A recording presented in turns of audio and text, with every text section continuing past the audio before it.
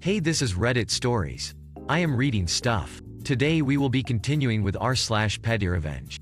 Hit the subscribe button if you're new here. Now sit back and enjoy the stories. I made a kid get a 0% on his test. So there is this kid in my class who is a grade above us because he keeps failing. Before a test he gets sat next to me. He says out loud, "F yeah, I'm next to Cheesebois." That day I wasn't feeling exactly generous, so I came up with a scheme.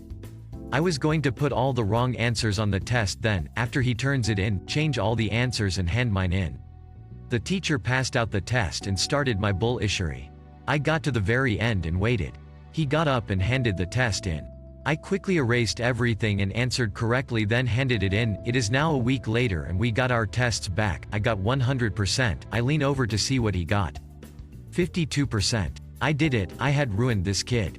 After he saw my grade, this dumbass, asked the teacher for a retry because I had the wrong answers that he copied.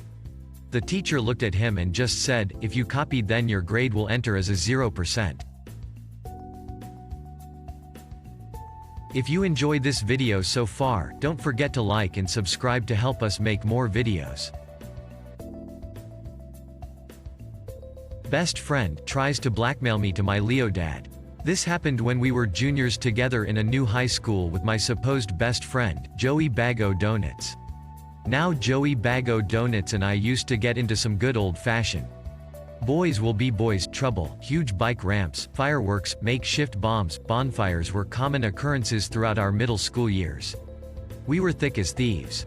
This all changed our freshman year of high school. Before we'd joke around, but now his jokes were at my expense. Those first few months were rough with my best friend turning into my bully, but I eventually found a new crew to hang with and things were looking up. My new buddies were your stereotypical stoner, surfer types and were well known for it across campus.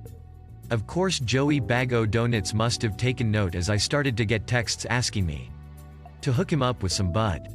At this juncture, I still want to make amends with a lifelong best friend and invite him over for a smoke. We bond over both discovering and loving weed, reconcile, and things are seemingly back on track. I introduce Joey Bago Donuts to my new crew and things are off to the races. Our friendship seems to be good. We don't hang out nearly as much as we both have our own jobs, sports, hobbies, college prep, etc., but as far as I knew things were great.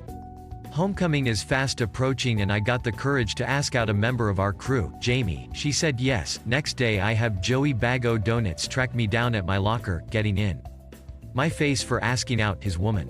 I was a bit taken back because why would Jamie had said yes if they weren't dating?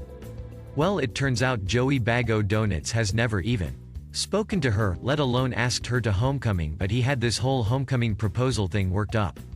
I told him to pound sand. He acted like he was going to fight me and told me to watch my back. I think things are settled until I get home from work later that evening. As I mentioned in the title, my dad was a county sheriff at the time. It was my dad, one of his cop buddies, Joey Bago Donuts, and Joey Bago Donuts' dad sitting at the kitchen table. I walk into some BS story of Joey Bago Donuts being concerned that I was addicted to weed and was planning on making weed brownies for homecoming. What a little ish. Now I'm not a moron, so it's nothing but deny coming out of my mouth. I had no herb or pipes in the house, so I know I'm good.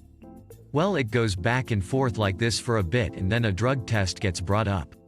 I call his bluff. If I go down, Joey Bago Donuts goes down too. So I tell my dad I'm good with a drug test as long as Joey Bago Donuts takes one too. At this point Joey Bago Donuts exclaims something I'll never forget because he seems so sure of himself that he found a loophole to getting in trouble for smoking pot. I don't smoke it, I just sell it. Laughing my ass off, I could not hold it in. He admits that in front of 2 county sheriffs and his dad. That's how my best friend ended up attending an all-boys boarding school his senior and remaining of junior year. I never did have to take that drug test and went to homecoming. However, my dad sat me down and not only talked about marijuana, but also the 4th and 5th Amendments.